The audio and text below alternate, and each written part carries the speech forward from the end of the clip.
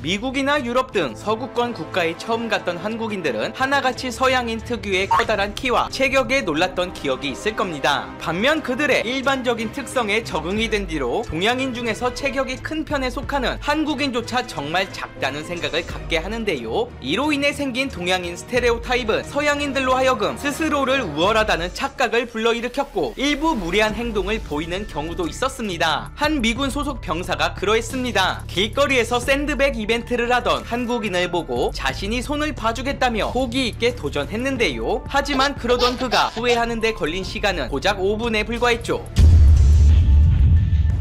서울의 이태원은 특유의 이국적인 분위기와 함께 수많은 외국인들의 명소로 부각되며 쾌락의 도시로 떠올랐습니다. 하지만 쾌락과 범죄 사이에 희미한 선이 있는 법, 한국 정부의 관리를 받지 않는 외국인들이 많다는 건 다시 말해 각종 범죄의 취약점을 드러낸다는 것이고, 실제로 크고 작은 문제를 일으키는 외국인들은 뉴스 기사의 단골 소재가 되기도 했는데요. 한 예로 과거 이태원 해밀턴 호텔 앞에서는 한밤중에 영화의 한 장면과 같은 추격전이 벌어진 적이 있습니다. 차에서 이상한 외국인들이 새총인지 공기총인지 먼지 시민들을 향해 쏘고 다닌다는 신고를 받고 출동한 경찰은 차량에 다가가 당장 내리라고 신호했지만 그들은 이에 불응하며 행패를 부리기 시작했습니다. 조수석 유리창을 곤봉으로 깨고 검거를 시도하자 갑자기 도주하던 그들은 신호 위반은 물론 다른 차량을 들이받으며 폭주했는데요. 건대 입구역까지 도망치던 그들은 막다른 골목에서 또다시 경찰의 요구를 묵살하더니 전진과 후진을 반복하며 이 과정에서 경찰에 부상을 입히기도 했죠. 차량 번호를 추적한 결과 주한 미군 차량임을 확인. 그들은 결국 재판에 넘겨져 징역형을 살아야 했습니다. 이 사건을 두고 한국 네티즌들 사이에서 갑론을박이 벌어졌습니다. 만약 미국 본토였다면 저렇게 행패를 부리진 못했을 것이다. 평소 한국을 얼마나 우습게 봤으며 경찰한테까지 대들까. 이대로 가다가 이태원이 고담시처럼 변하는 것도 시간 문제일 것이다 라며 치안을 강화해야 한다는 의견과 은근히 동양인을 깔보는 의식 때문이라는 보다 본질적인 문제에 접근하는 사람들도 있었습니다. 평균적인 한국인들의 체격이 동급이었거나 혹은 더 월등했다면 저렇게 깝치고 다니진 못했을 것이라는 주장이었죠. 이윽고 논점에서 완전히 이탈해 어느덧 동양인 대 서양인 간의 격투기 대결 구도로 화제가 바뀌기 시작했고, 대부분의 네티즌들은 서양인의 피지컬이 압도적으로 우세하다는 점을 들어 동양인의 패배를 단정짓기 시작했습니다. 처음부터 이런 인식이 지배적이었던 것은 아닙니다. 한때 중국 무술을 필두로 한 동양 무술이 최강으로 인식되던 때가 있었는데요. 대략 이소룡이 잘 나가던 70년대만 해도 서양인들은 동양인들의 화려한 발차기, 마른 몸에서 뿜어져 나오는 가공할 스피드와 벽돌이나 기왓장을 가볍게 격파하는 모습을 보며 적어도 1대1 격투에서는 서양인들이 동양인들의 상대가 되지 않을 거라 생각했습니다. 하지만 2000년대 들어 근근히 명맥을 유지하던 동양의 전통 무술들은 실전에서 형편없는 모습을 보이며 격투 무대에서 권위와 정당성을 잃기 시작했는데요. 2001년부터 MMA 도장을 개업하며 중국 내 실전 격투기를 보급한 1세대 인물인 휘샤오둥은 2017년부터 웨이보와 TV 예능에 출연하며 중국 권법 따위는 명성만 높을 뿐 아무짝에도 쓸모없는 무술이라고 대놓고 비난하기에 이르렀고, 뇌공 태극권, 영춘권 등 자칭 무술고수라 불리는 인물들을 수도 없이 꺾으며 기술적인 면에서조차 동양은 서양의 상대가 되지 못한다는 주장에 무게가 실리게 만들었죠. 하지만 상대가 한국인이라면 어떨까? 이태원과 마찬가지로 외국인들의 주 활동 무대인 홍대에서는 한동안 화제가 됐던 한국인 대 흑인의 대결이 있었습니다. 복싱을 전문적으로 배운 한국인은 용돈도 모을 겸 가끔씩 홍대 앞 놀이터에서 소에게 참가비를 받고 자신을 때릴 수 있으면 때려보라는 샌드백 이벤트를 하고 있었는데요. 당시 동료들과 근처를 지나던 한 흑인 남성은 그의 마른 체격을 비웃으며 본인이 한 수 가르쳐 주겠다고 도발하기 시작했습니다. 헤드 기어를 착용하라는 말에 당연히 이기겠거니 하며 그마저도 거부하던 흑인 도전자의 만용에 걱정에 앞섰던 한국인 복서는 그렇다면 자신도 오른손잡이지만 왼손만 사용하겠다고 선언했습니다. 그렇게 시작된 경기, 두 사람의 키는 얼핏 비슷해 보이지만 체격 면에서 한눈에 봐도 상당한 차이를 보여줬는데요. 참고로 이 흑인 도전자는 프로급은 아니지만 미군 출신답게 나름 복싱 경험이 있었다고 합니다. 꽤나 날렵한 동작으로 공격을 시작한 도전자. 하지만 이상하게도 열심히 주먹을 날려보지만 제대로 된 타격 한 번을 입히지 못합니다. 거리를 뒀을 경우 가볍게 피해주고 붙어있으면 가드에 막히고, 그 와중에 복서는 상대가 다칠까봐 그런지 일부러 주먹을 휘두르지 보지 않고 맞아만 주고 있었는데요. 그의 현란한 스텝을 따라가는 것만으로도 벅찼는지 벌써부터 지쳐 보이는 도전자는 더욱 적극적으로 밀어붙이기 시작했습니다. 하지만 처음 위풍당당했던 모습과는 달리 심지어 노골적으로 봐주고 있음에도 계속해서 끌려가기만 하자 내심 초조함을 숨기지 못했습니다. 안 그래도 보는 눈도 많은데 자존심이 상했는지 초반보다 감정을 실어 주먹을 휘두르는 도전자의 모습에 관중들조차 걱정스러워하는 탄성이 이따금씩 들리기도 했죠. 한국인 복서도 이를 느꼈고 마침 정해진 시간 5분도 다 돼갈 겸 슬슬 끝내야겠다는 생각이 들은 모양인데요. 대놓고 턱을 조심하라는 제스처를 보임과 무섭게 전광석화 같은 레프트 훅이 들어왔고 단 한 방에 그대로 고꾸라지는 도전자. 순식간에 벌어진 일에 관중들은 경악을 금치 못했습니다. 얼빠진 모습으로 부축을 받는 도전자는 그제서야 자신의 도전이 얼마나 어리석었는지 깨달은 표정이었는데요. 같이 온 동료들에게 둘러싸여 한참 동안 부축을 받던 그에게 잘 싸웠다는 인사를 건네며 해당 이벤트는 훈훈하게 막을 내리게 됩니다. 이를 본 한국 네티즌들은 흑인 도전자가 못해도 20kg은 더 나가 보이니까 만만히 생각한 것 같은데 한국인 복서가 제대로 했으면 저승행이었다. 심지어 마지막 펀치도 경고까지 하면서 살살 친 것 같은데 괜히 까불다가 혼이 났다. 당시 현장에 있었던 네티즌은 복서가 헤드기어스라고 재차 권했는데 무시한 건 도전자였으니 알지도 못하면서 복서를 비난하지는 말자 등의 반응을 보였습니다. 해당 이벤트로 알 수 있는 것은 격투에서 체급이 전부가 아니라는 사실과 충분한 기술만 갖춘다면 오히려 지구력 면에서 뛰어난 동양인이 특히 장기전에서 훨씬 유리할 수 있다는 것이죠. 비록 지금은 예능인에 더 가깝지만 한때 헬터급이라 불리던 지옥의 UFC 웰터급에서 6위까지 등극했던 김동현 선수가 좋은 예시가 될 것입니다. 총 28번의 경기에서 2번의 무승부를 제외하고 단지 4패만을 기록한 그는 격투계의 불모지라 불리던 한국의 빛과 같은 존재였습니다. 그러던 그가 단번에 유명세를 얻게 된 경기가 있었으니 바로 2013년에 있었던 에릭 실바와의 경기였는데요. 당시 에릭 실바는 브라질 출신의 고수로 자국 경기 6승 1무를 기록 토너먼트 챔피언으로 UFC에 데뷔한 것은 물론 반사신경과 동체 시력이 매우 뛰어나 경기 시작 후 30초 내외로 상대를 KO시켜버리는 경기가 나오는가 하면 나름 외모까지 준수해 슈퍼스타가 되기 직전인 선수였습니다. 실제로 대부분의 국내 네티즌들 또한 김동현 선수가 패배할 거라고 예상하며 병원비가 많이 나올 것 같다고 걱정했고 심지어 감독과 김동현은 은퇴해야겠다, 은퇴하면 뭐 먹고 살지 라는 농담 반 진담 반 대화를 했을 정도로 막강한 상대였죠. 하지만 결과는 놀랍게도 김동현의 KO 승이었습니다. 경기 시작과 동시에 광기 어린 저돌성과 활발한 테이크다운을 시도, 이전에 잘 보여주지 않았던 타격 러쉬로 실바의 중심을 무너뜨리며 풀 마운트를 차지했고 실바의 하체 관절기 시도에 가공할 파운딩을 적중시키며 경기를 유리하게 이끌어 나갔습니다. 실바의 양손 훅과 바디샷을 정통으로 맞으면서 급격히 위축된 모습을 보이며 위기를 맞기도 했지만 일방적으로 밀리는 양상에서도 미친듯이 전진하였으며 이어진 상황 속에 실바가 훅을 넣으려는 순간 그림 같은 카운터를 꽂아 그를 마치 전기 충격기에 맞은 이펙트와 같이 실신시키며 UFC 입성 이후 최초의 KO승을 달성하게 됐습니다. 이 경기는 전 세계적으로 굉장한 임팩트를 남겼고 데이나 화이트를 비롯한 여러 UFC 간부들에게 큰 감명을 준 것은 물론 당시 어지간하며 외국 파이터들에게 환호하지 않았던 브라질 관중들조차 박수갈채를 보낼 정도였죠. 한국인을 만만히 보는 건 자유지만 함부로 덤비지는 말았으면 합니다. 잘못하면 뚝배기가 깨질 수 있으니까요. 오늘 영상은 이것으로 마치겠습니다. 바다 밑에도 산이 있다는 사실 알고 계셨나요?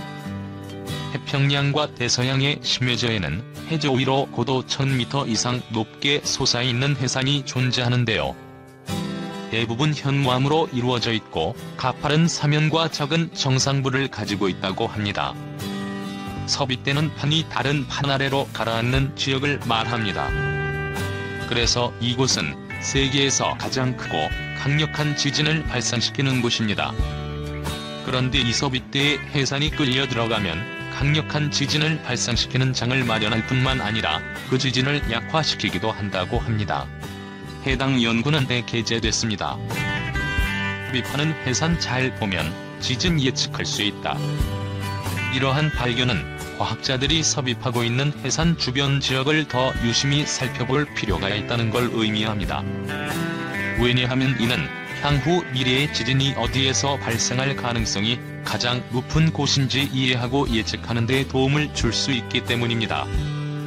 이번 연구의 공동저자이자 텍사스 대학교 지구물리학연구소 책임자인 드미언 세퍼는 섭입하고 있는 해산의 앞에 있는 지면은 부서지기 쉽고 강력한 지진을 만들 수 있는 반면 그 뒤에 남아있는 물질은 부드럽고 약해서 응력이 더 부드럽게 방출될 수 있다고 전했습니다. 참고로 지진은 지구 내부에서 오랜 기간 축적된 에너지가 갑작스럽게 방출되며 지표를 흔드는 현상입니다. 지층에 쌓인 응력 에너지를 지층이 더 이상 버틸 수 없을 때 지층은 단층을 따라 균열이 일어나고 지진이 발생하게 되는 거죠. 연구원들은 컴퓨터 모델을 이용해 섭입대에 만들어진 핵으로 해산이 가라앉을 때 어떤 일이 발생하는지 시뮬레이션했습니다. 이 모델에 따르면 해산이 핵으로 가라앉을 때 지면의 앞쪽 부분은 부서지기 쉽기 때문에 천천히 전진하며 물을 짜내고 다져지는데요. 그 뒤에는 해산은 부드럽고 젖어있는 침전물을 남겨놓습니다. 섭입되는 판에서 힘이 축적되기 때문에 단단하고 깨지기 쉬운 암석은 강한 지진의 근원이 되는데요. 반대로 해산 뒤에 있는 약하고 젖어있는 침전물은 이러한 지진이나 여진을 약화시킬 수 있습니다. 해저 곳곳에서 해산은 발견되지만 섭입이 발생하는 엄청난 깊이는 섭입되는 해산을 연구하거나 이미징하는 걸 어렵게 만듭니다. 그래서 지금까지 과학자들은 해산이 섭입대에서 발생하는 지진의 규모나 방식에 있어 어떤 영향을 미치고 있는지 확실히 알지 못했습니다. 본 연구에서는 섭입하는 해산의 컴퓨터 시뮬레이션을 하고 지구의 응력과 주변 물질 내의 유체 압력 사이의 복잡한 상호작용을 포함해 주변 암석과 침전물에 미치는 영향이 무엇인지 연구하며 문제를 해결했습니다. 컴퓨터 시뮬레이션에 넣을 실제 데이터는 일본 근해에서 이루어진 과학 해양 시추를 통해 섭입대에서 채취한 암석 샘플에서 얻었습니다. 연구원들은 이 컴퓨터 모델 결과가 그들을 완전히 놀라게 했다고 밝혔는데요. 그들이 예측한 지진의 거동이 실제 지진의 거동과 일치했기 때문입니다. 약해진 암석이 남겨진 해산의 뒤쪽 부분의 물질들이 거대한 지진을 축소시킬 수도 있지만 연구원들은 이것이 슬로우 슬립으로 알려진 지진의 한 종류의 주요한 요인이 될 수 있다고 합니다. 참고로 슬로우 슬립이란 지갑판의 경계면이 서서히 움직이는 현상으로 2011년 동일본 대지진을 일으킨 원인으로 지목되고 있습니다. 일본 대지진 당시 일본 해양의 북미판과 태평양판이 이루는 경계부에서 슬로우 슬립으로 단층이 30에서 50m 움직였고 이로 인해 지진과 쓰나미가 발생했다고 합니다. 이러한 슬로우 슬립의 느린 움직임은 독특하다고 하는데요.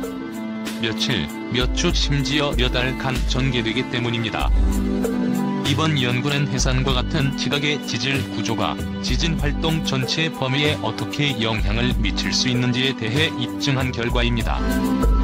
뉴질랜드 지질연구소와 UTIG의 연구원인 라브로 월리스는 모델 예측은 해산과 관련된 작은 지진과 여진이 일어나고 있는 뉴질랜드에서 우리가 보고 있는 것과 잘 일치한다고 말했습니다. 이번 연구를 이끌었던 캐나다의 국립지질조사소의 챈서는 우리는 여전히 지진 활동의 패턴을 더 잘 이해하기 위해 고해상도의 지구 물리 영상과 해상 지진 감시가 필요하다고 말했습니다. 23일 오후 1시 44분께 일본 나가노현에서 리히터 규모 5.5로 추정되는 지진이 발생했다고 일본 기상청이 발표했다. 기상청에 따르면 진원 바로 위에 있는 지표면인 진앙은 북위 36.2도, 동경 137.7도이며 진원의 깊이는 매우 얕았다. 이번 지진으로 나가노현 중부에선 진도 4의 흔들림이 관측됐다. 진도 4는 대부분의 사람이 놀라고 전등을 비롯해 매달려 있는 물건이 크게 흔들리며 안정감이 부족한 상태로 놓인 물체가 넘어지기도 하는 수준이다. 나가노현 북부와 남부, 기후현 다카야마시 등에선 진도 3의 흔들림이 관측됐다. 일본의 지진 등급인 진도는 특정 장소에서 지진으로 인한 흔들림의 상대적 세기를 나타내는 지표로 지진의 절대적 에너지 크기를 나타내는 리히터 규모와는 차이가 있다. 기상청은 이번 지진에 의한 지진 해일 우려는 없다고 밝혔다. 일본 정부가 신종 코로나 바이러스 감염증 감염자가 확산 방지를 위해 긴급 사태 선언을 발령한 지 21일로 2주가 됐음에도 불구하고 감염자 증가세는 둔화되지 않고 있다. 아베 신조 총리는 국민의 협력을 거듭 요청했다.